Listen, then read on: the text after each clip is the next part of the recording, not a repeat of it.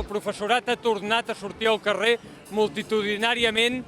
El departament no s'ho esperava, comptaven que avui seria un fracàs.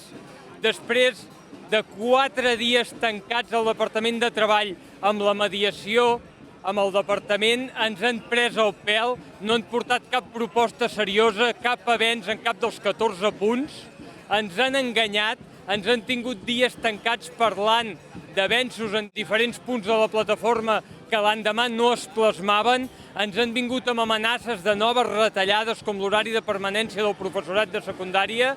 Després de tot això, el professorat segueix mantenint el pols en aquest departament. Hem vingut aquí i no pararem fins que cessin aquest conseller. Aquest conseller ja no el reconeixem com a interlocutor vàlid.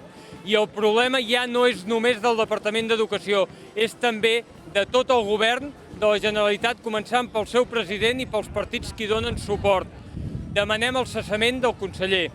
El senyor González Cambray es pensava avui que el professorat anava de farol i li hem demostrat que no anem de farol, que l'aposta està molt alta i que a nosaltres això ens està costant part del sou.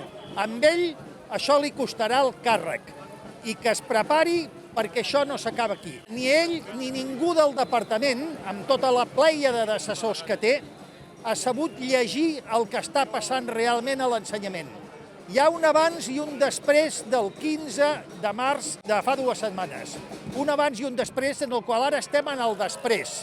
El professorat està mobilitzat per 4 dia en un mes avui, demà seguim i això no s'acaba aquí. Que cessin d'una vegada el senyor Cambray.